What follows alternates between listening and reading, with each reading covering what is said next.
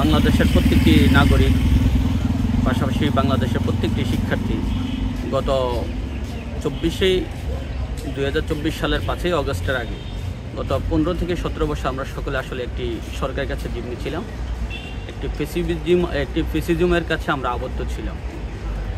দীর্ঘ লড়াই সংগ্রামের পরে জুলাই আগস্টের যে গণ অভ্যুত্থান হয়েছে, এই গণ অভ্যুত্থানের মাধ্যমে ফেসিস্ট শেখ হাসিনা সরকারকে পতন করতে এই বাংলাদেশের প্রত্যেকটি শিক্ষার্থী সমাজ অগ্রণী ভূমিকা পালন করেছে। তার মধ্যে কুমিল্লা বিশ্ববিদ্যালয়ের শিক্ষার্থীরা অন্যতম। এই কুমিল্লা বিশ্ববিদ্যালয়ে একজন শিক্ষার্থী আন্দোলনে শহীদ হয়েছেন, শহীদ আব্দুল কাইয়ুম। আমি প্রথমে তাকে শ্রদ্ধাভরে স্মরণ করছি এবং পাশাপাশি 11 জুলাই কুমিল্লা বিশ্ববিদ্যালয়ের ছাত্র আন্দোলন চত্বরে যে হামলা হয়েছে, নারকীয় হামলা আমাদের বিশ্ববিদ্যালয়ের শিক্ষার্থীদের উপরে, ওই ধরনের ন্যাক্কারজনক হামলার তীব্র নিন্দা ও প্রতিবাদ জানাই। আপনি যে প্রশ্নটি করেছেন এটি খুবই গুরুত্বপূর্ণ। আমি 5ই আগস্ট 2024 সালের পরবর্তী সময়ের কথা যদিও বলি, সত্যিকার অর্থে 5ই আগস্টের আগে আমরা যারা বিরোধী মতের শিক্ষার্থী ছিলাম তারা ঠিকভাবে আমরা ক্যাম্পাসে লেখাপড়া করতে পারিনি, কিংবা পরীক্ষায় অংশগ্রহণও অনেকেই করতে পারেনি।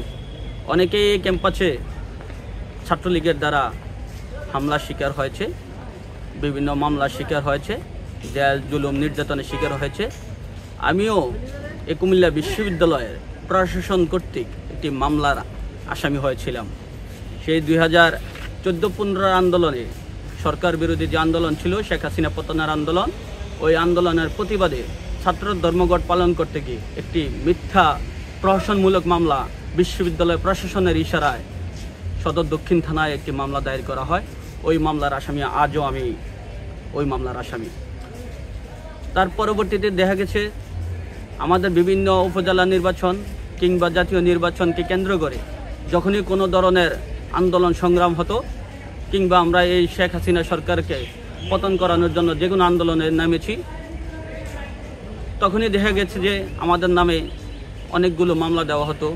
আমি নিজেও একাধিক মামলার আসামি, ঢাকা কেন্দ্রীয় কারাগারে জেল খেটেছি এবং কয়েকবার হামলারও শিকার হয়েছি। আমার সাথে আমার অন্যান্য আরও সহযোদ্ধারা আছেন যারা অনেকেই আহত হয়েছেন, নির্যাতিত হয়েছেন।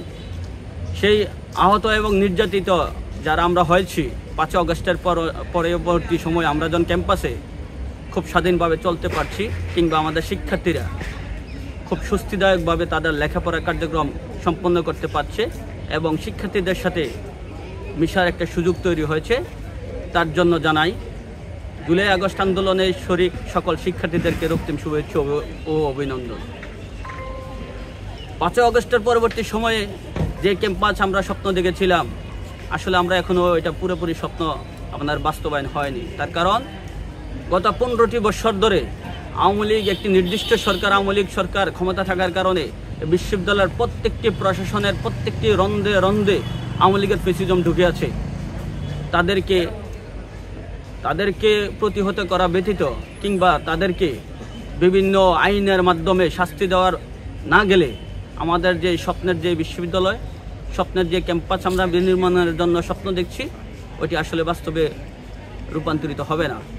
তাই আমি আশা রাখবো কুমিল্লা বিশ্ববিদ্যালয় প্রশাসনের কাছে, এই বিশ্ববিদ্যালয়ের প্রত্যেকটি শিক্ষার্থী যারা এই অতীতের সরকারের দ্বারা বা তার সন্ত্রাসী সংগঠন দ্বারা বিভিন্ন সময় নির্যাতিত, নিপীড়িত হয়েছে, কিংবা প্রশাসনের দ্বারা জুলুমের শিকার হয়েছে, সকলকে একটি বিচারের আওতায় নিয়ে আসার জন্য এবং শিক্ষার্থীদেরকে একটি সুস্থ পরিবেশে রাজনীতি কিংবা লেখাপড়া তাদের অধ্যয়ন শেষ করার জন্য, সচেতন রাজনীতি করার জন্য একটি সুন্দর পরিবেশ তৈরি দেওয়ার জন্য আমি প্রশাসনের প্রতি অনুরোধ জানাই।